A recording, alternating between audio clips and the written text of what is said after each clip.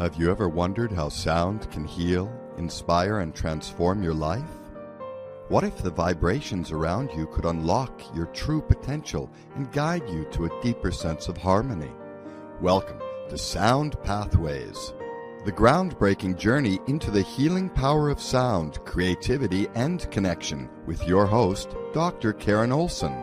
In each episode, she explores the profound link between your mind, body, and spirit, from composers and musicians to sound healers and visionary leaders.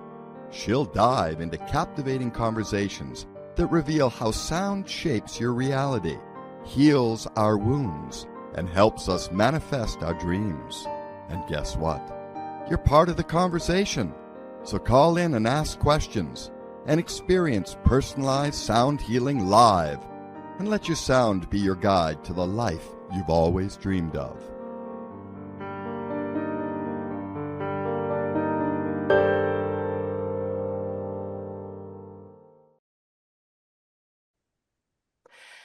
Hello and welcome to Sound Pathways. This is such an exciting show. We are so blessed. We're going to be talking about sounding success, the transformative power of speaking and singing to your brains. And that's plural. Yes, the guest we have is just such a gift.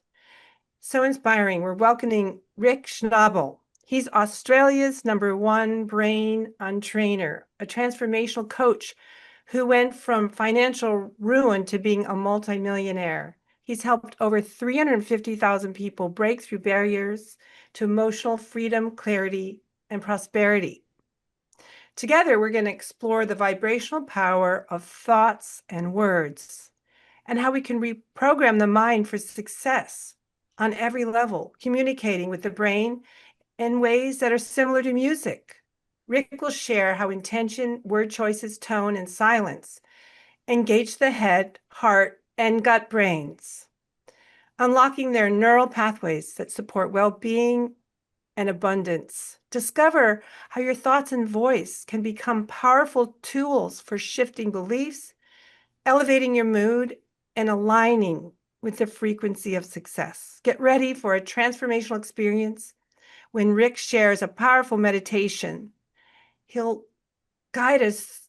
Well, you're going to have a treat. So please help me welcome Rick. Thank you. Thank you so much. Thank you so much, Karen, for allowing me to come on to the program. Oh. And I get a sense that there's an incredible resonance. You share similar values to what I share, and so it's been an absolute blessing to get to meet you and work with you too. Oh yeah, I'm so thankful, and I'm really thankful I get to share this message that's going to help so many people and lift them up. So I'm so curious that you've been called Australia's #1 Brain Untrainer. What exactly is a Brain Untrainer, and how did you journey from financial ruin to multi-millionaire status, and how you lead from there? Well, I guess a good place to start is understanding that in our world is created through conditioning. What happens is, of course, we're raised by families who have been conditioned, and they've been conditioned by their environment. They've been conditioned by all sorts of things. So I'll speak very specifically in my life. Both my parents, they were immigrants to Australia. They had been raised through a depression. They then went to the Second World War, and they experienced hardship, challenge, and adversity at almost every single area of their lives. So that became their conditioning. Now, what conditioning does is it creates perception, how we actually see the world. So reality might be that, the sun comes up, the sun goes down, but we are meaning-making machines. And so what we do is we constantly look at, what does this mean? And so with my mother and father, they both meant, what is my life? My life is hard. And so they lived life as if it was hard. They struggled. They had enormous challenge. Now, I'm just a new baby being born into this world. I've got no idea what this world really is. So what I do is, just like all of us, we look at our parents and we say, how does a man treat a woman? Okay, I'll watch my dad. All right, so that's how you do it. And then how does a woman treat a man? I watch my mother. So that's how you do it. So here's my level of expectation now. So the biggest challenge for me growing up, and particularly coming into the world of work, was money. Money for me was like a roller coaster, and it was hard and it was challenging, and I couldn't earn $100,000. There was a glass ceiling that said I cannot earn above that, and I would get stressed and anxious whenever it came to the topic of money. And I just learnt that from my mother and father. But I remember there were two American people that I had worked with, and they saw the world completely differently to me. And they challenged my thinking and they challenged my understanding until there was this one moment in my life where I just got married, about to have a child. I was down to 27 Australian dollars Wow. in my bank account. And it was the first time in my life that I actually thought, oh my God, I'm going to be homeless. I'm going to be one of those people living in a laneway, trying to find a box or newspapers. But I was going to be there with my wife and my newborn child. And I was so stressed. And I remembered something that one of my mentors said to me. And he said, when are you going to draw the line? When are you going to draw that line and say, I am no longer showing up as the person that I was. I am now going to be a new person. And I remember the moment that I made that decision, and I was going to walk into an office in a job that I was staring at losing my job. And so I said, that's it. I've had enough. And so I said, I'm going to walk into that office, but I'm going to walk into that office differently today.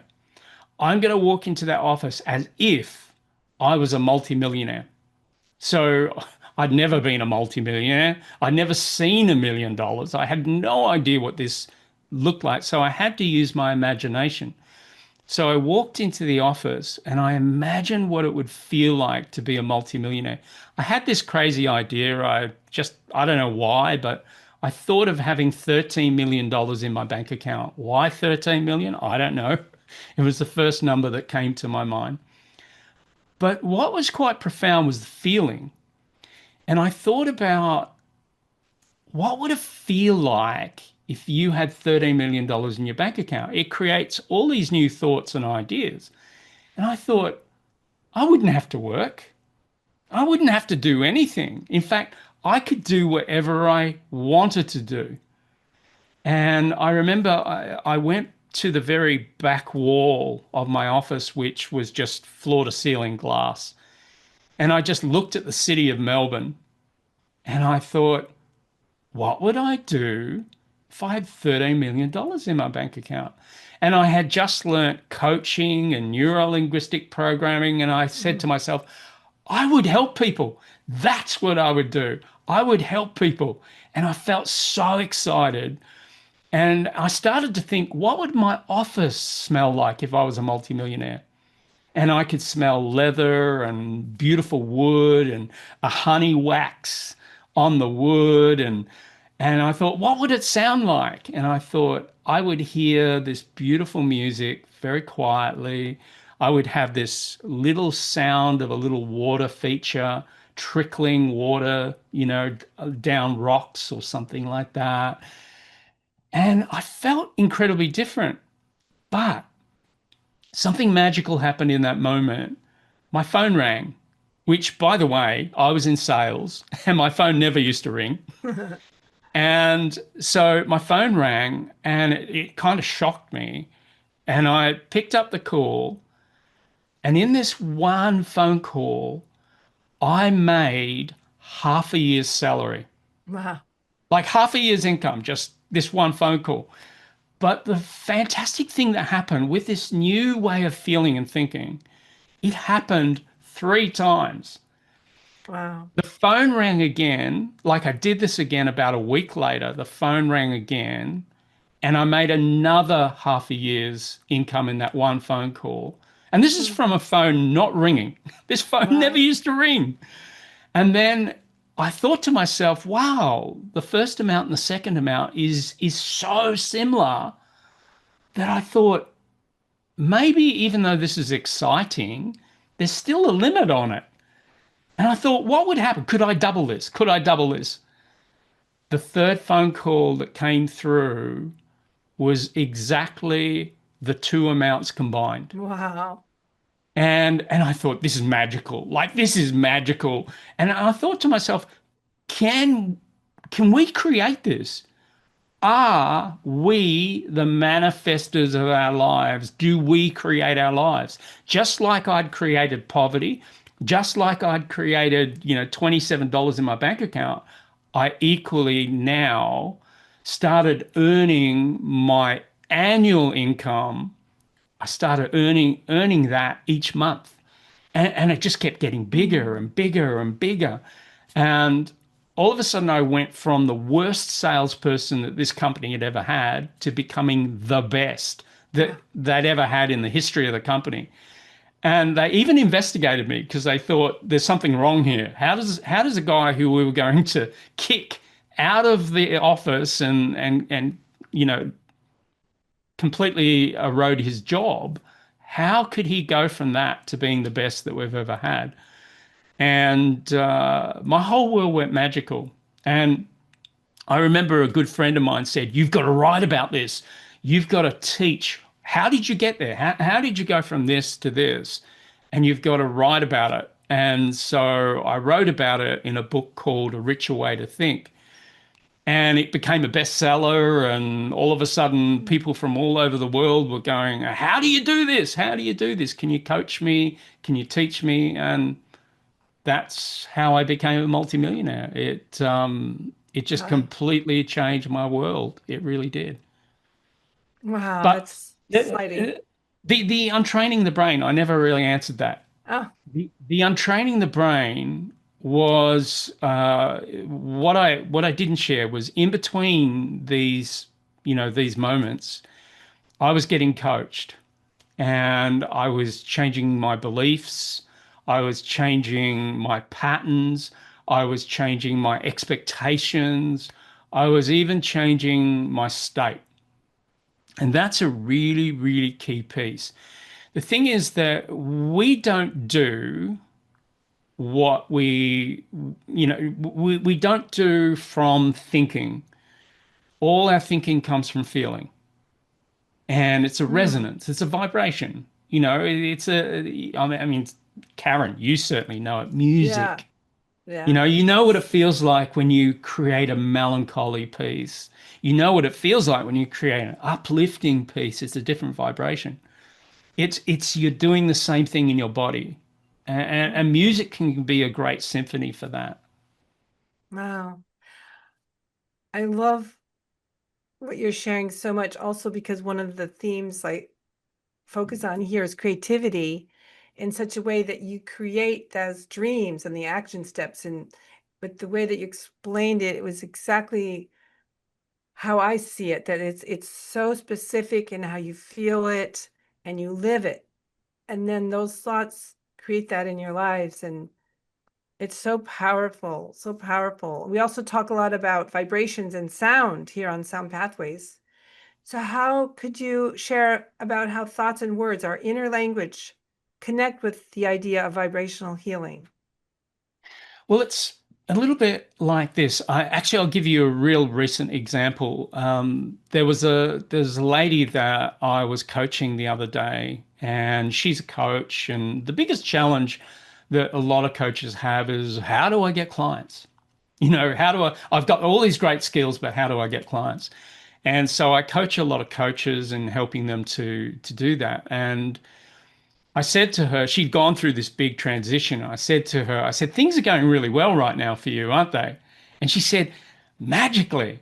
She said, she coaches children who are feeling anxious, and she coaches them into confidence and courage, and she's got all these techniques that I taught her that she uses. And she said, yeah, it's great. Clients are coming from everywhere. People are referring people, and they're just coming. And I said to her, but you believe that clients come easily, don't you? And she said, absolutely. She said, it's my affirmation, what I say every single day with complete faith, complete belief, complete embodiment. I say that every day more and more people are coming to my website and they want to work with me because they know I can help them. And that's what she just believes utterly. And so if you think about it, that too is just like me walking in the office going, I'm walking in as a multimillionaire. She's walking into her office and she's saying, people are just going to keep coming. People are just going to keep coming. But it's not just about affirmations, because affirmations without feeling, without resonance, without vibration is like bludgeoning the unconscious with a baseball bat. Like if you say, hey, I'm really, really wealthy, and then all of a sudden you go, yeah, but I feel so poor. There's an incongruence that actually happens. So the real key of brain untraining is you've got to get in there. You've got to get in here and you've got to say, what are the contradictory beliefs, memories, language patterns, meta programs, things that I have in here that really conflict, that actually go against what I'm feeling or what I'm intending for my life.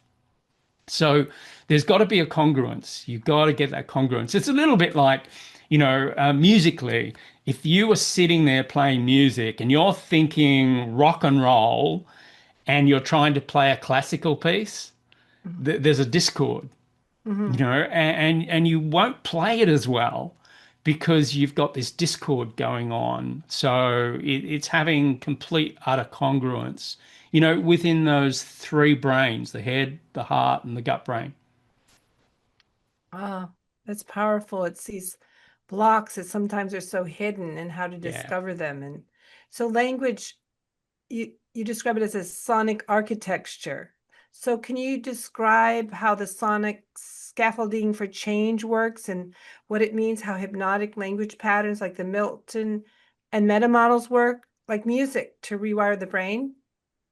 Yeah, well, it's a little bit like this. In fact, there was a person who I was coaching just before we got on today, and I worked out with her that the reason that she was having so much sadness in her life was that we worked out that when she was, in fact, I've still got the notes here. Of course, I won't mention her name because it's all confidential, but when she was 3 years old, what essentially happened is she was with her cousins, and her cousins started criticizing her. Now, criticism in the body feels terrible, unless we're fully resilient. But typically, when people criticize us, particularly when we're very young, like 3, what happened for her is she wanted to get out of that feeling. So instead of defending herself, she learned a strategy, which was retreat. But she's been using that one strategy for everything that feels uncomfortable in her life. So whenever life gets uncomfortable, she retreats. So she's now in her 50s, having retreated. She's not married. Why? Because there was a man who really loved her, but she felt uncomfortable and retreated. She had many opportunities to buy a home. She hasn't got a home. Why? Because there were lots of opportunities. She felt uncomfortable committing to the loan and she retreated.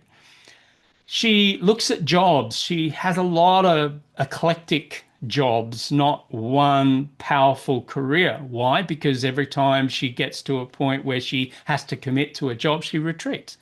And it all came down to 3 years old. Then she was 5 years old, and of course, this is why I won't share her name. She weed herself in class, and you could just imagine, how people would feel in that context. So what happened is she again wanted to retreat out of that class. She wanted to shrink. She wanted to hide. So when we think of, the meta programs that we start to build in our brain, we start to build this languaging. And it's a little bit like you can't say, I feel like I am crap. You wouldn't say that. You'd say, I feel like I'm crap. So the tonality and the pacing and the feeling that comes with the words creates a resonance. So we would expect, if we're going to heighten it, we're going to say, I feel amazing. And we'd be congruent to it. So it would be a completely different song. It would be a completely different story. It would be all the embodiment of that feeling. And so this is what we do as humans. We create this symphony that sits somewhere. It actually sits, it literally does. It sits somewhere in our body. And that feeling becomes this perpetuating thought, factory that just keeps bringing up these thoughts. Someone says, "Hey, could you do this project?" And we go, "Yeah, sure, no problem." And we put on the brave face and we do all that, but inside we go, "Oh my God, not that again. I'm terrible at this. Oh my God, someone's gonna call me out at some point and they're gonna realize I'm a fraud. Oh my God, I'm such a fraud." But I hate even using these examples because you can feel it. Now, the thing that we have to understand as people is all of these things are illusions, but they're, as Einstein said, they're very persistent ones. They just keep showing up again and again, the illusion, until we believe it. So our reality, our facts, are formed through our conditioning. Our conditioning becomes our perceptions of how we see the world. And so that becomes our altered reality. And so that becomes our illusion. And many of us live in altered realities. He doesn't love me. She doesn't love me. I'm not good enough. At some point, they're going to tap me on the shoulder and they're going to say you're a fraud. These are thoughts that have an origin somewhere. So as a coach, my job is to find the origin story. And then I have a process that typically what I do is I get someone to really look at the origin story and go, yeah, that's the origin story. But my question to you, my transformational question to you is, what did you not learn from that story that is causing you to believe in that story and keep that story and perpetuate that story? What did you not learn? So through my poverty period, something that I learned through that poverty period was that I can make ends meet. I can be resourceful. I can toil. I can work hard. And sure, that were all the learnings that I got through that time. But once you get learnings, the brain's not unlike a computer. It's zeros and ones, yeses and nos, good or bads. It's very black and white. So you go back to those terrible times when there's no learnings and all you think is your energy goes low. You become parasympathetic. You breathe out more than breathe in, and you go, I quit, I give up, it's useless, it's terrible. Or you get sympathetic, which is you breathe in and you want to fight everyone, but both are useless, really, or certainly not helpful. So what you do is you get into those programs, you learn from them, and instead of them being bad, you start to realize, wow, those were terrible times, but now I look at them, wow, how much did I learn? from those events. So your brain does a flip and it starts to, it almost ignores those times because it's just pulled the learning out. It doesn't have to remember those times in life. It doesn't have to. It's just learnt from them. So it progresses and it moves forward and it looks towards the future instead of working life with a rear vision mirror the entire time. Does that make sense? Oh, a lot of sense. And I think often those experiences come from our parents and their experiences and how they pass it to us and Yeah. how they told us and defined us and who we were, what role we had, and the definition of love and all those things. And the stories just magnify and are repeated and just get bigger. And we're almost hostages to those stories who are not our truth, who we really are. So it's so beautiful to learn and to have this ability to change how the brain changes. And it's really awesome. And you're talking about rhythm and tone. And if you could even share more about the role in the transformational language and how we could say something to make it more healing or more harmful, how would that be? I think the simplest of examples is the word love and fear. Mm, If we think about everything, we're either at one end or we're at the other end, so we're either at the fear end or we're at the love end, and so when we translate that into language, it is, I love, is completely different to I hate. Like love, even if we look at it from a physical sense, it's usually expressive, it's outward.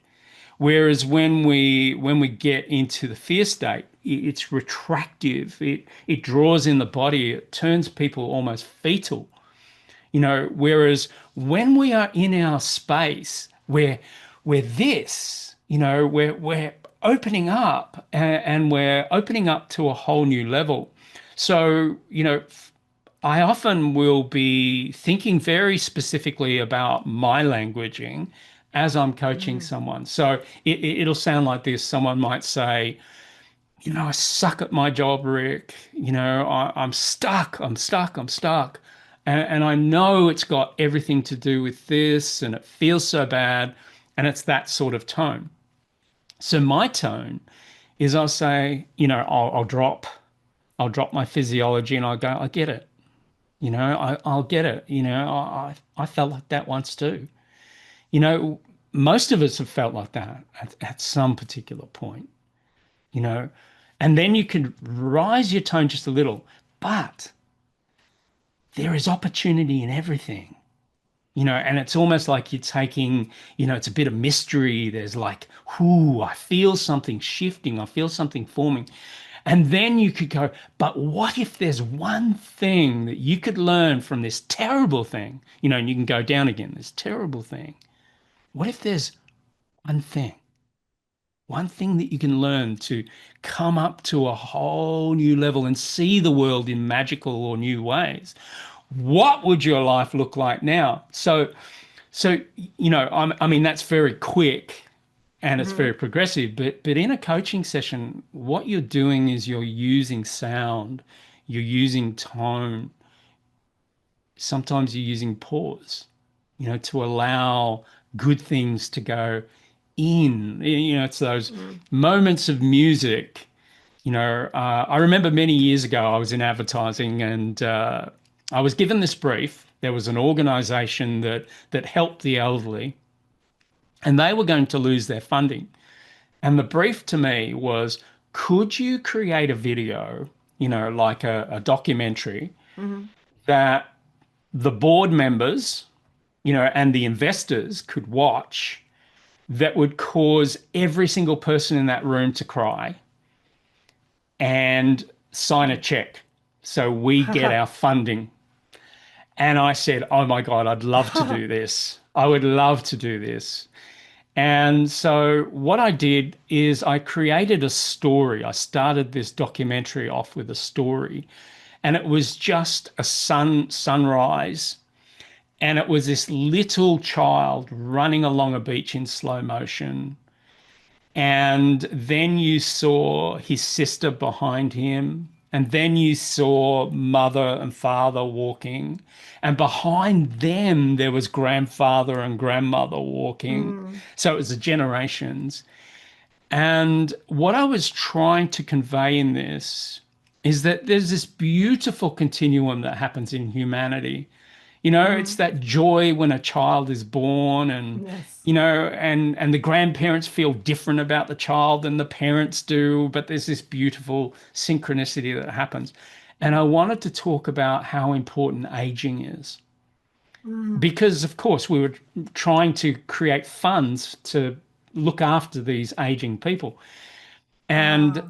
the magic was, sure, the script was great and the vision was great, but the magic was the piano piece that Ah. sat there underneath it all with this incredibly extended pauses through the notes. And you could feel the emotion in that music in that moment. And Wow. this is when we understand we are music. We really, really are. Some of us are very sad songs. Some of us are uplifting. Some of us Mm. are very wise and purposeful, and it's all constructed in the tempo. It's constructed in, do you put the strings in? Do you put the Mm. brass in? What about the percussion underneath it? Is it chaotic or is it purposeful and rhythmical? And there's a beautiful synergy between humanity and music. And there's something Mm. that really happens when I love music, and Yeah. well, of course you do too, Yeah. Karen. I mean, it's your thing. Mm. And you know that when you construct music, when you're creating music, like I've listened to some of your beautiful pieces, Mm. Thank and you. and there's feeling in it. It's Mm. we can all be technically brilliant, and that's great and that's fantastic. But you put someone who puts all their heart, all their care, all their love into that technical brilliance, and what you get is you get artistry meeting science and mathematics, Mm. and the world opens up to a whole new magical place. The Oh, brain's the same. that's so beautiful. I do love communicating through my heart with the music, and I love listening to you because words are so powerful also, and it's not just the words we say, but the words we think and all the Yes. patterns and just thinking of the brain like a symphony, like you're saying, of all the different ways we can express. And you teach how we don't have just one brain. We actually have three: the head, the heart, and the gut. How does language speak differently to each one of these brains? That is a fantastic question because they do speak very, very differently to those, those brains have a character and have a personality. But would it be the same phrase, the same phrase, and the three brains hear it differently? Or are Uh, you they they are different. uh-huh. Like for example, if you think of the head brain is the most complex of all. The head brain has stories, has metaphors, has meaning. It's very this equals that. This happens because that happens. It's very mathematical, strategic, creative. It can go off in a million directions. In fact, Mm. it's suggested that we've got billions of neurons in our head. Whereas when you go to the heart brain, it's a very, very different brain. There's about 40,000 neurons, much less than multi-billions. And so Mm. as a result, the heart is simpler. The heart's language is often one or two or three words. Whereas the head brain is long, long sentences and complexity, much complexity to it. Hence, we can get lost in our thoughts. But the heart is very, very pure and very simple. The heart is very much about our values. What's important to me? What do I love? What hurts me? what means a lot to me? What do I value? So the heart is very much about our values. So then we get the gut. Now the gut is even simpler. The gut sometimes won't even talk to you. Like when I'm coaching somebody and I'm using, the science of the head, the heart, and the gut brain in coaching, you will do something like the usually the process begins with the heart. So you say, what does the heart want? What do you really, really want? Mm. And sometimes the heart can take a while to share what it wants because one of the most unanswered questions for the large majority of people is, what do I want? You Mm. know, you ask that question to 100 people, you might get three answers from three people. Really? There's a lot of people who Mm. just do not know what they want. They don't spend enough time in their heart. They spend too much time in their head. This is the shoulds, the have tos, the musts. I should get a career. I should be a doctor like my father. I should do this. I should do that. Whereas the heart, it doesn't have shoulds, musts. It just is. Would So you if say we, the heart just feels, do you think, yeah, and the heart feels deeply. sometimes people get kind of hardened and the heart's almost blocked or, Oh yeah. Yeah, uh, they don't spend any time there at all. mm, You know, um, People in breakups, classically, particularly mhm, terrible breakups, can, basically harden their heart, worse, darken their heart. mm, So if we spent more time in our hearts going, what do I really, really want? What do I truly want?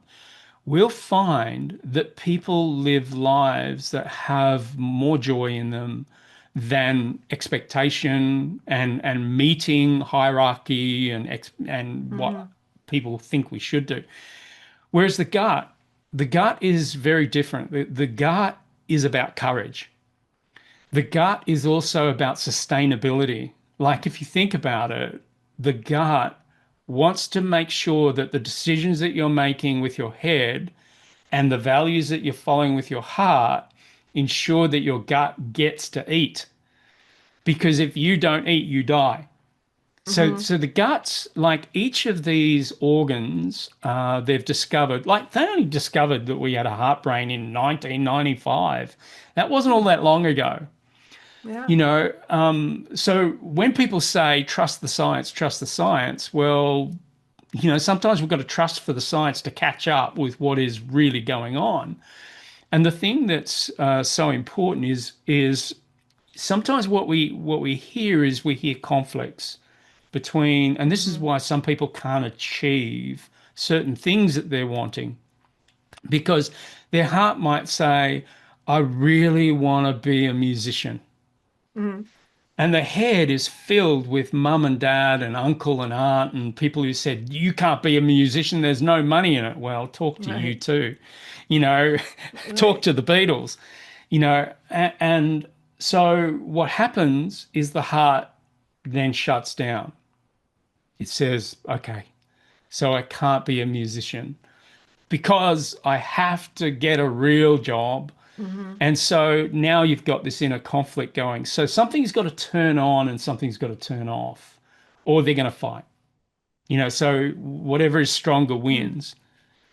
But then what happens is if we then say, okay, I want to be a musician. So the head says, okay, so how are you going to make this happen? Okay, first I've got to study. I've got to get practice. I've got to get good at it. I've got to choose my instrument. I've got to master my instrument. Great. The heart says, fantastic. Let's get this strategy happening. And then the gut says, yeah, but we don't get to eat, do we?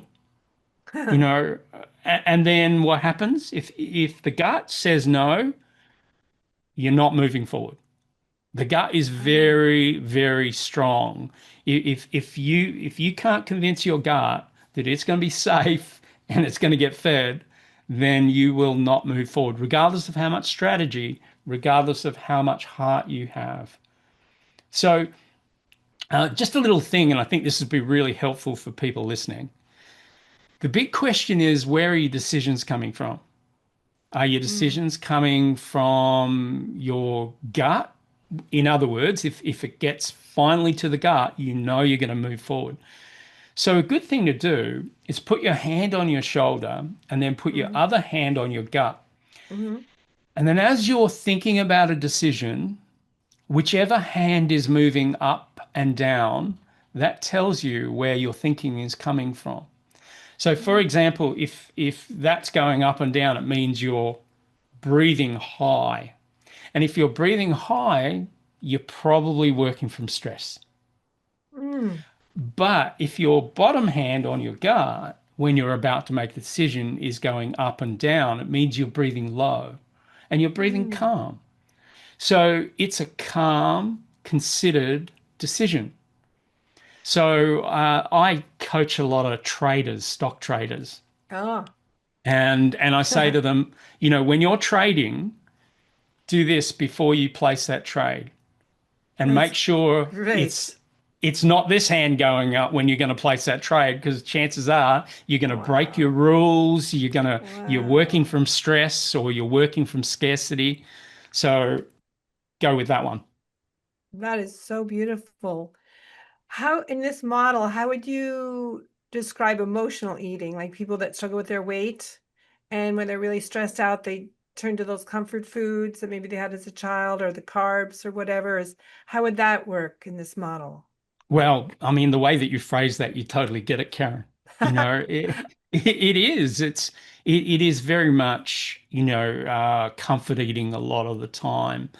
We've got to, one way that really got to think about life is stop thinking about everything as being negative, because the truth is, regardless of our behaviors, it all has a positive intention. And, you know, like, what are we doing when we're comfort eating? Like during COVID, you know, oh my God, I was so busy because so many people were reaching out going, oh my God, I'm putting on weight. And I said, of course you are. You know, you're concerned about the future. You're concerned about what's going on. And you're very worried and you're very stressed. So let's work on that and get those things down, because your body is going towards the positive. It's going, I don't want to feel this. So what people do is they're looking for a feeling that was good. So what they're doing is they're going to the biscuits that their mother gave them with love when they were a kid growing up. Oh, and we get these associations through conditioning. You are a good boy, you're a good girl. Here's a biscuit, here's a lolly. So because of that association, what happens is we want to be good again, or we want to feel good. So we go to those associations, we go to those biscuits, we go to the ice cream, we go to the things that we were given when we were good. So if we think about it, everything is conditioning.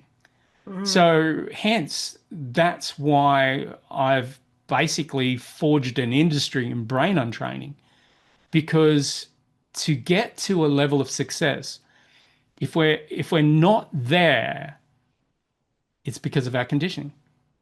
So what we've got to do is we've got to work out what is the conditioning that's stopping us from getting the level of success that we want. And we've got to untrain that brain. Does that make sense? I love it. It's so powerful. So exciting. So we want to learn so much more, but let's take a little pause for a minute and we'll be back. Thank you so much.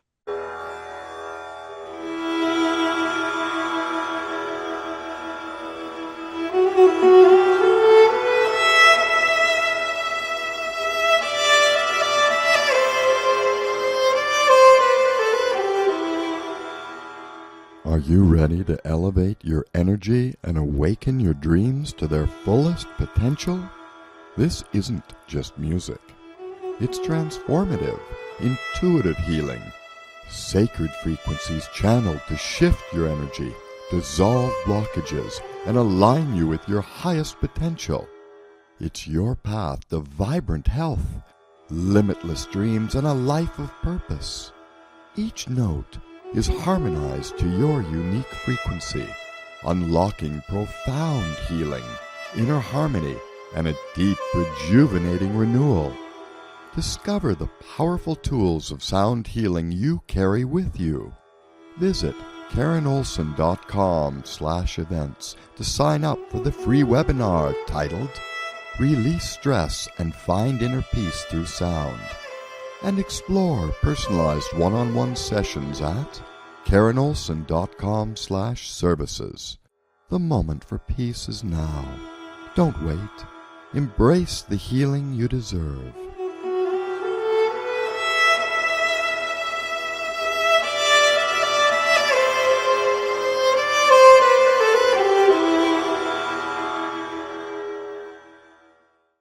So let's dive in even more. I have a quick question because I like to deal with intuition a lot. And would that be the gut brain that you say makes our decisions? We have to say it's safe, and can you walk us through how someone might align their language and tone to speak to all three brains in harmony? Well, I mean, pointing to the gut being your intuition again just tells me how much you know in that space, and it's so true because the gut is your intuition. Some people often talk about it as being the sternum, that area Mm, between sort of the gut and the heart, somewhere around there. But typically it is, our language gives us away. I'm going with my gut. In other words, I'm going with my intuition. I haven't got the guts. I haven't got the mhm, courage to follow my intuition. You know, oh, I hate his guts. God, he's so intuitive. He's so good, and he trusts himself, you know. So our language pretty much tells us which particular brain is often getting in the way. I haven't got the heart to tell him, you know. mm, Um, Like he doesn't have the heart to do his job well, you know, or she gave her heart away, mhm, and so we get a sense of where the problems are. And then our languaging in the head is all very computer-like, well, let me think about that. Let me process that. That doesn't compute, or that doesn't make sense, or that's not logical. And so we can pretty much hear where the problem areas in our lives are and which brain typically is getting in the way. The brain, however, that seems to give people the most grief is the head brain mhm. because there's more neurons there, and as a result, we can get lost in our thoughts and in our head so much. So, did I answer the question though? I'm just wondering because I got so excited. Oh, I know. It's just what I really feel from you is how much you have a balance of all the three brains and really come with compassion and you feel people and you share from that place of caring, which I think makes it even so much more powerful.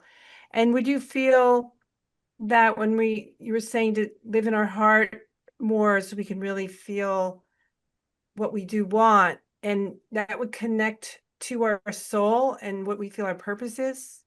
Oh, look, absolutely. I saw a statistic recently that really horrified me, and it said that 87% of people, I think the number was 87, 87% of people do not like their job. Now, that clearly says to me that something in the system is wrong. If the large majority of people hate their job or don't like their job, then that tells me that there's a lot of people living from their head, making decisions from their head. If we made decisions from our heart, we would certainly be happier. Mm-hmm. We would be more fulfilled. So my suggestion is to lead from the heart. And there's a beautiful saying that I heard from Neil Donald Walsh, who wrote the Conversation with God trilogy. Mm-hmm. And it's a beautiful question, and I think it really helps us to lead from the heart. And the question is, what would love do now? Ah, And if we answer yeah. that, it's typically going to come from the heart. And Mm. actually, I'll give you a classic example of this. I'm looking at something at the moment that I just helped one of my clients to put out in the market, and it's a product called Diamines. Now, Oh, this lady who created this product, it's like Sudoku, but it's a little bit more complex. And she had this idea, and I was working with her, and this is her love, but her head stopped the idea from coming onto the market. And I said to her, I said, look, I love this idea. I think it's fantastic. I think it's going to take off. I think it's brilliant. And I said, look, if it's okay with you, let's run with this. Let me help you to take this to market. And so I ended up actually just grabbing her files, putting it together in a book. wow. And I said, here you go. Here's the book. Are you willing to publish? Ah, And her head was going, oh my God, and I said, wow. look, you've been working on this for 11 years now. Mm, Does your heart want this? And she, oh yes. So are you ready to go? Yeah, but what if? I said, let's coach on that. Let's yeah. coach your head brain to be in sync with your heart, and then let's get some courage in your gut.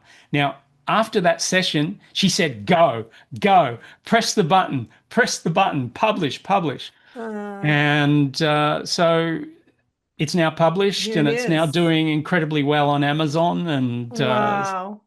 so that's kind of how it works sometimes. That's amazing. All the different levels. And you've already helped us learn about the voice as a tool for healing, but can you help us know how to use our own voice, spoken aloud or silently, as a tool for healing and focus and rewiring all these limiting beliefs we want to let go of? Yeah, I think a good strategy is talk to yourself like you are your best friend. Mm, Your best, most caring, most loving friend. Talk to yourself that way. There's a process in neurolinguistic programming called disassociation. So disassociation, what it means is we can see things in our mind's eye in lots of different ways, but if I could put them into two chunks, chunk number one is to actually look at your world through your own eyes, like you are right now. Like you mm-hmm, can see everything, you can see things fairly focused in the middle, and then mm-hmm, out here to the sides, it's a little bit blurred. So that's called associated. So, in other words, you are fully associated in your whole environment. mm-hmm, Now, when you are fully associated, you are more likely to feel the emotions of that. However, if you instead of looking through the world through your own eyes, see yourself up here. So imagine you are your best friend up there and you're looking at yourself. mm, What would your best friend say to yourself that yourself needs to get, it needs to know, and it needs to learn from and progress from? What would you say to yourself if you were your best friend? So that's a disassociated way of looking at mm, life. So it creates that opportunity to be able to say to yourself what you really need to hear. Because something that I find through coaching, you know, I've got to take people through processes to create the transitions. But when I'm working with somebody, I find that I can tap into their brilliance.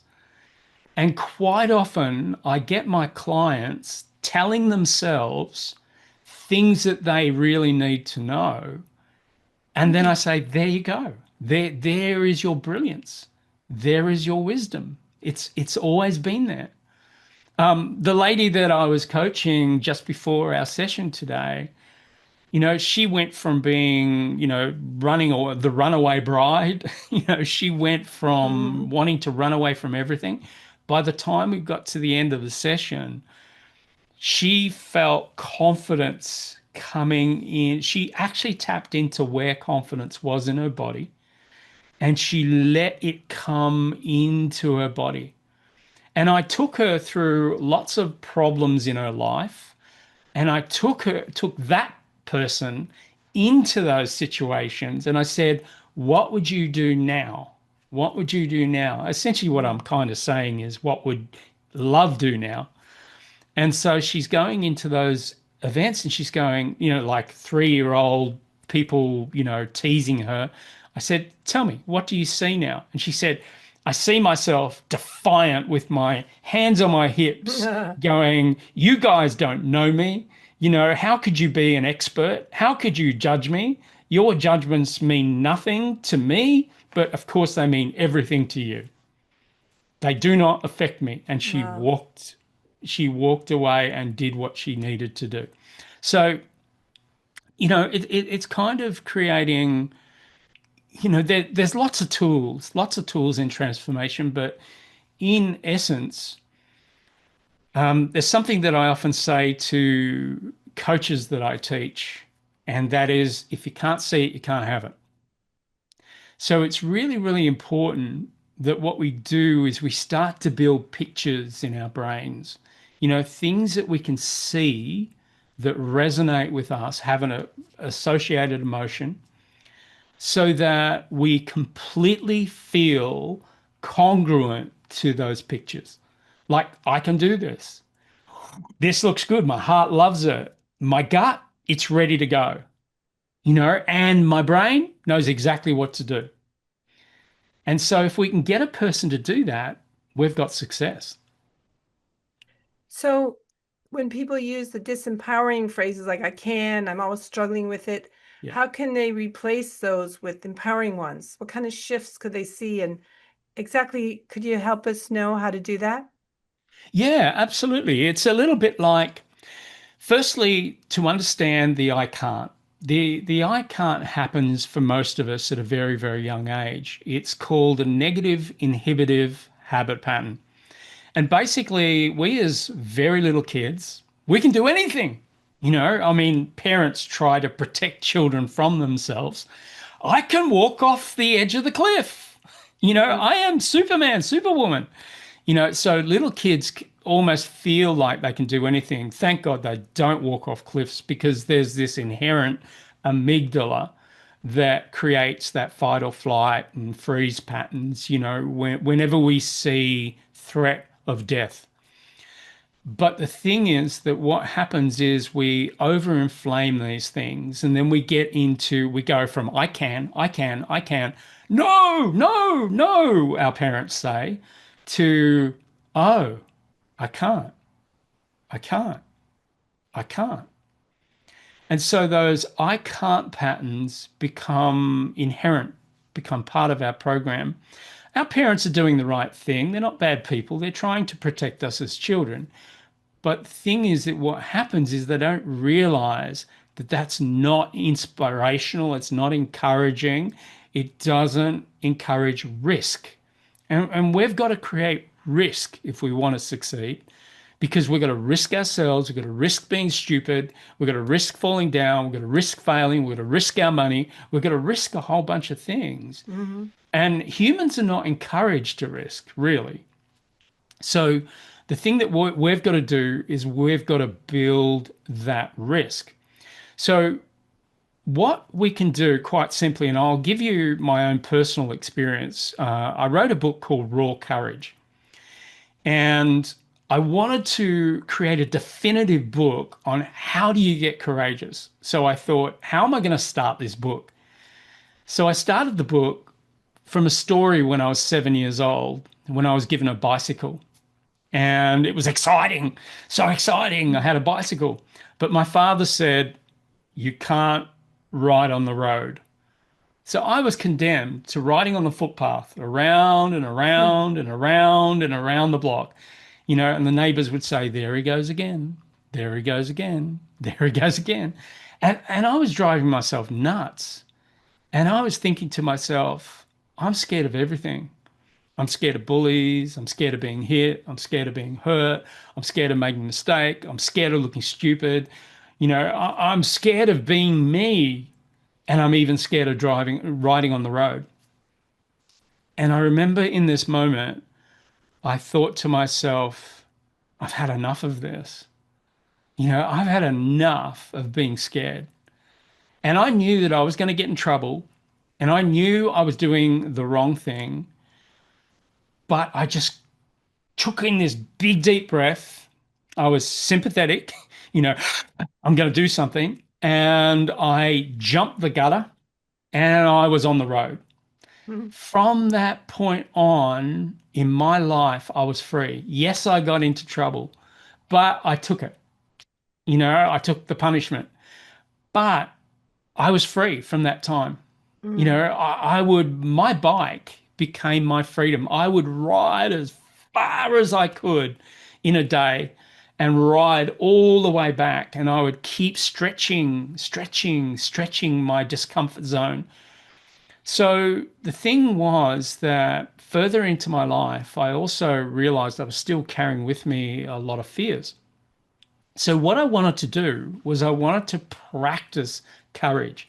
So I did it in a small way, and we can do small steps to get ultimately to big steps. So the thing that I would do, I would go to a restaurant and I would painstakingly look through the menu. Every single thing in the menu, now remember, I had a poverty program as well.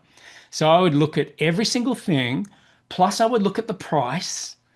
And what I would do is I would look through the menu once and then twice to make a decision because I didn't want to make a mistake. I wanted to get the best value meal. And, so I would drive people crazy, because they'd be going, okay, is everyone ready to order? And I'd be going, no, no, not yet. And they'd be going, oh my God, here he goes again. And I realized this was fear. So I decided that I was going to go into a restaurant. I was going to look at the menu, run my finger down it, find the first thing I'd like, and go, that's it, close the menu. Mhm. Now, that might not seem like a big deal, but for me, it was. It was my first moment of courage. Again, it was breaking through another boundary condition of fear and getting through to the other side to be decisive. Now I can make decisions fast. In fact, my wife says sometimes you make decisions a little bit too quick, but I think it builds the courage muscle. So all you have to do is Mm. do something that scares you a little bit, but do it anyway. As long as you're safe, as long as you're going to be okay, as long as Mm. no one else is going to get hurt. But, sure, that's the head brain's job. Look at the situation, make sure that what you're about to do isn't going to affect anyone in a negative way. And if it's not, and if you're going to be okay, do it. But do the little things first, not the big, massive things. Do the little things, but just start building this courageous brain because humans, there are so many things to fear. There's so many enormous things to fear. We look at the media. The media gives us enormous reasons to fear. We look on social media. There's enormous reasons to fear there too. But we've got to protect our brain a little bit. We've got to be on positive podcasts like yours, Mm. and immerse ourselves in wisdom and positivity and productivity and courage, and that begins to build confidence. Wow. So much important and valuable information to help us so much. And I love how you can tell your stories and help us to feel it so that we can grasp it so much more. And I love when you made the example of how we could be like our best friend looking, but then all the stories of how you help people, because sometimes we can't see our own things. We're kind of blind. So how can people work with you or find out more about all the amazing things that you do and keep in touch with you? There's so many ways. I've written, I think now 6 books. I'm now Mm. working on my 7th. So there's lots of books on our website to read.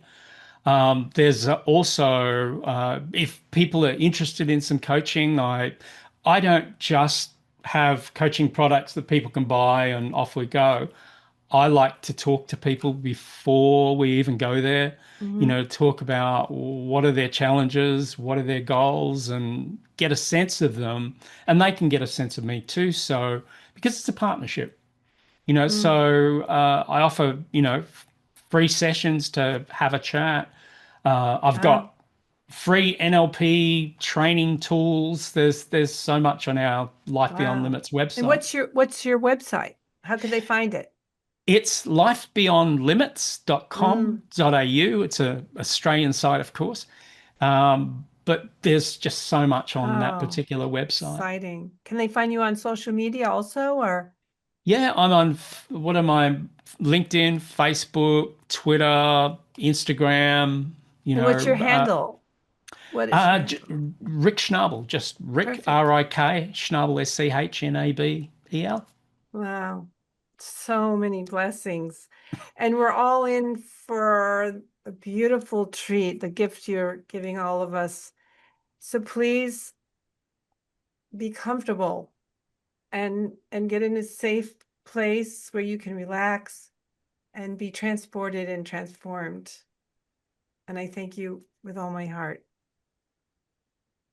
Thank you, Karen. Thank you so much. It's been an absolute pleasure, Oh, and love listening to your musical work. thank you so I'm much. big fan of your stuff, so thank you. Well, certainly mutual, certainly a blessing. So thank you. Thank you for this meditation too, about perspective and meaning. And it's very deep. And I thank you. Thank you.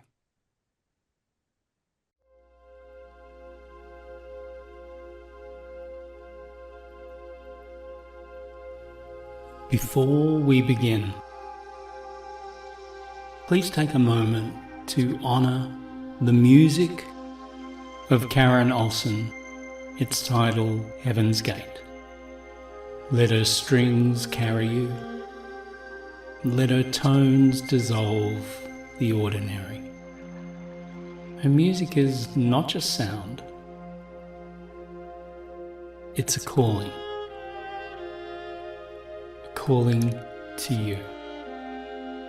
A reminder of something you may have forgotten, something you've always known.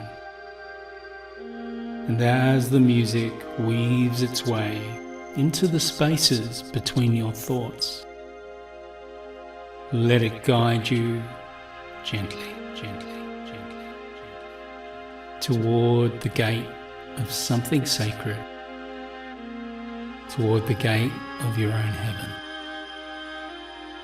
Now I want you to listen to my words. Listen to my words deeply, at a level that is beyond the mind and well within your unconscious, or deeper still, within your spirit. These words, they are not meant just for your ears. They are meant for your soul. They may awaken something ancient, or they may stir in you something new.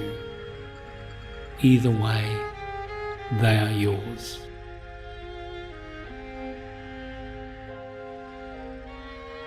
Let my words move through you like breath, like water in the river of life, like memory. I would like you to focus upon two very specific words: purpose and meaning. Purpose and meaning are not merely words. They are blueprints for destiny. They shape lives. They build legacies.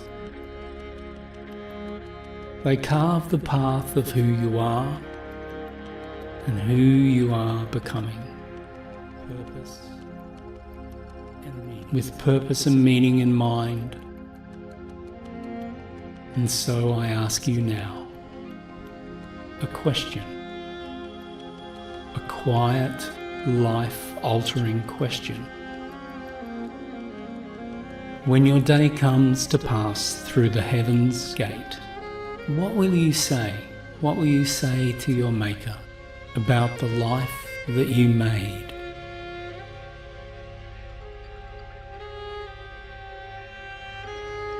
Did you fulfill your soul's mission? Did you do all you said you would? Did you do all you said you would do before you were born?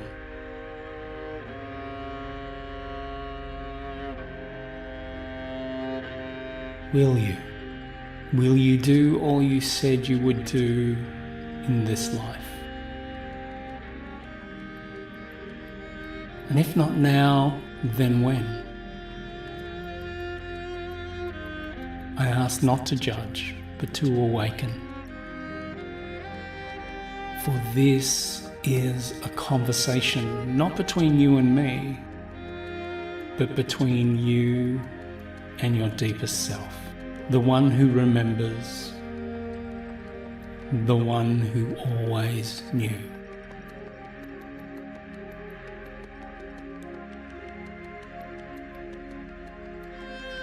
You may have the will, you may need the courage. You may have the courage, but not yet the vision. So I ask you now, if you were to find that courage, where would it be? And would it be in your breath? Would it be in your body? Would it be hidden in a memory or blooming in your dreams? Go look for it now.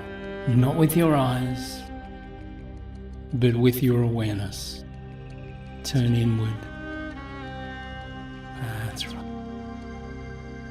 Gently, softly. Look in all the quiet places.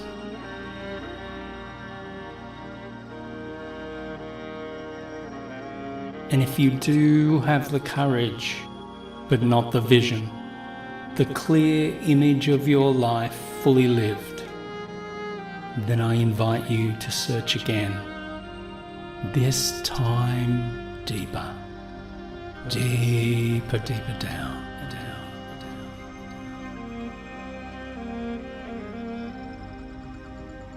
Your vision lives in your spirit.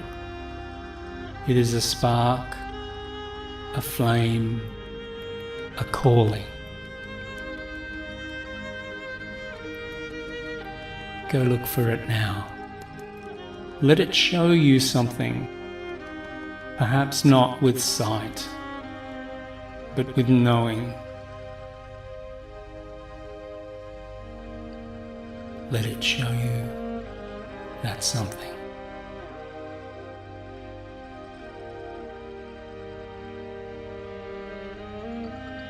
Let me guide you further with all my heart. In your mind's eye, picture yourself on your final day. You are older, much older, wiser. Your body may be frail, but your soul is radiant.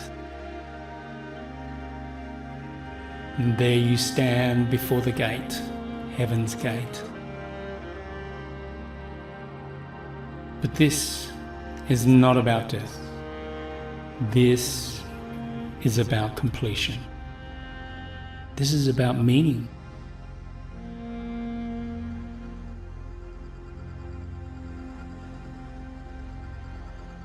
And I'm wondering, and it's a good thing to wonder what your thoughts are doing now.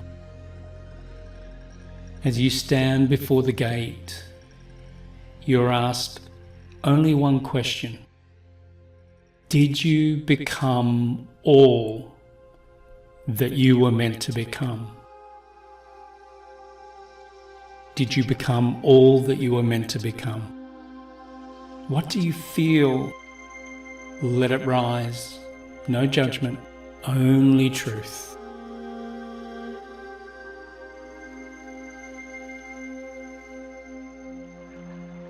What must you do today? What must you do today to make your answer one of peace, one of salvation, one of love? What must you do today? Let this question echo. Let it become a guide, a compass, turning your attention back to what truly matters. What must you do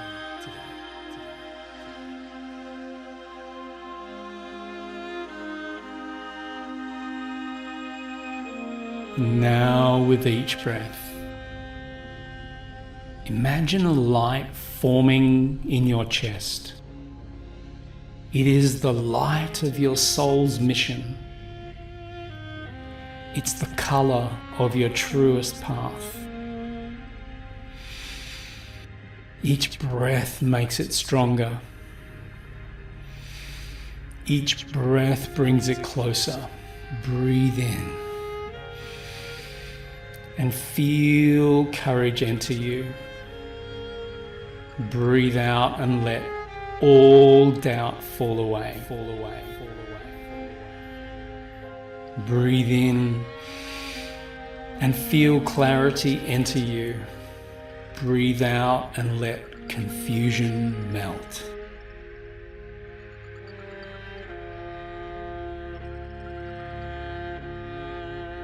There is a path ahead of you now, lit gently by this inner light. It may be simple, or it may require everything of you. But it is your path, and you are ready. You may walk slowly, but you walk with purpose now, with vision, with courage. Can you see it? Can you see it in your mind's eye? Can you see it in your soul? Can you feel it? And as you walk, I want you to speak quietly in your mind. I'm here for a reason. I am here for a reason. I remember who I am. I remember who I am. I remember what I came to do. I remember what I came to do. I choose to live my truth. I choose to live my truth. I choose to walk. I choose to walk my soul's path. I will meet the gate, not in fear. I will meet the gate, not in fear, but in full, radiant completion.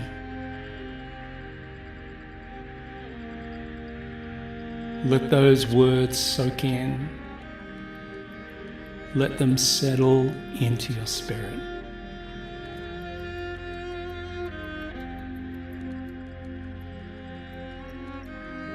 I am here for a reason. I remember who I am. I remember what I came to do. I choose to live my truth. I choose to walk my soul's path. I meet the gate not in fear, but in courage, in full, radiant completion. You may return to this space whenever you forget. Whenever the world feels heavy, you may return to the music, to the silence, to the knowing. You are not lost. You never were. Let the light within you continue to glow, even as you return slowly to waking awareness.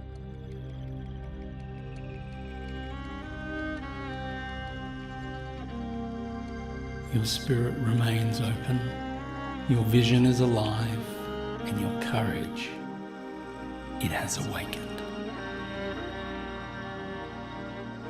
Welcome back. And may you walk forward with grace through every gate that life offers you until one day you stand with peace at heaven's gate. Thank you.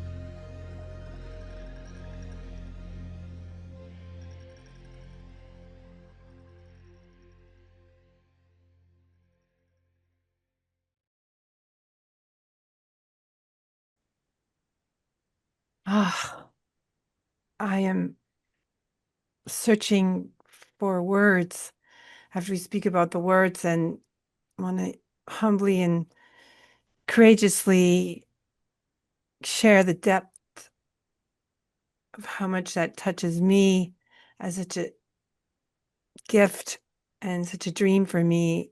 When I record, I go into this altered space and I really feel connected to heaven and my ancestors. And about 8 years ago, I had a very intuitive coach profoundly ask me what I'm doing with my gifts. And I had this image of when I arrive in heaven.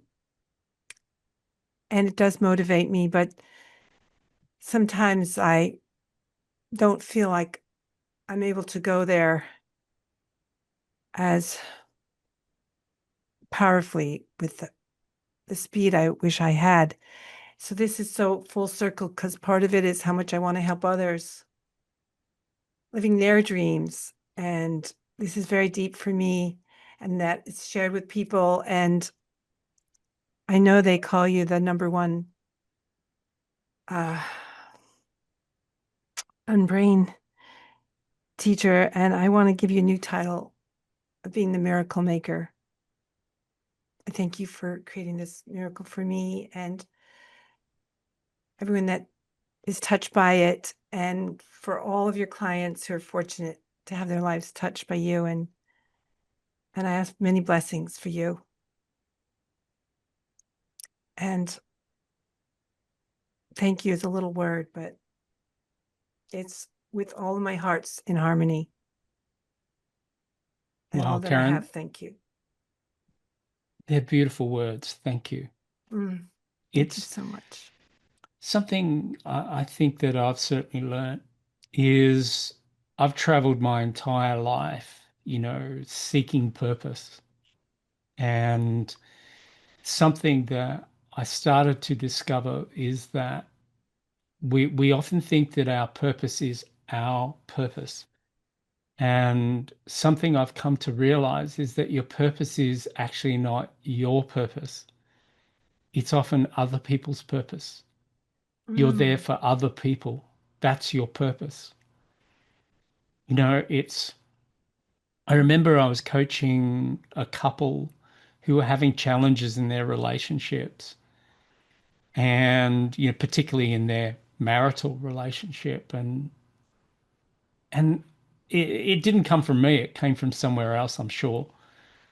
But I said to them, I said, success in relationships is really simple. And I said to the husband, all you have to do is do everything you can to make her life magical and fantastic. And I said to her, all you have to do is make his life magical and fantastic. So if we realize that we're actually here for other people, we start to find incredible purpose and magic in our lives. It's kind of like if you've got enormous talents, and and this time when I was listening to that audio, I was actually listening to your music mostly. And you could feel it. You could really feel your playing through it. You put a lot of yourself into that. And when you think about it, it's people who listen to it and can feel what you felt, or even their own version of that. That's where the magic is. Oh, thank you. That's definitely where the magic is. It's beautiful to be in that place where we can be a part of that magic and the sparks and it's there. It is on another level, and the blessings and the guidance that comes.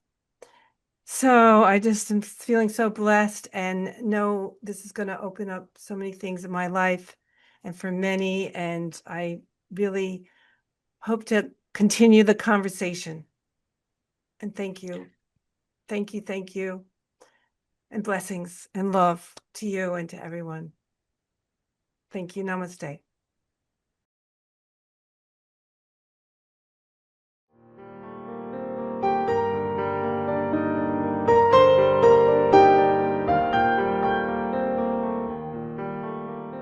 Thank you so very much for joining us on today's transformative journey. We're honored to have shared this space with you, and we hope you're feeling inspired and aligned with your highest self. For more insights, resources, and to continue your path of healing, be sure to visit KarenOlson.com, your gateway to deeper sound healing, music, and wisdom.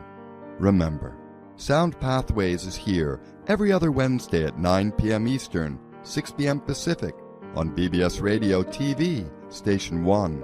Until next time, stay aligned, stay inspired, and let the magic of sound guide you.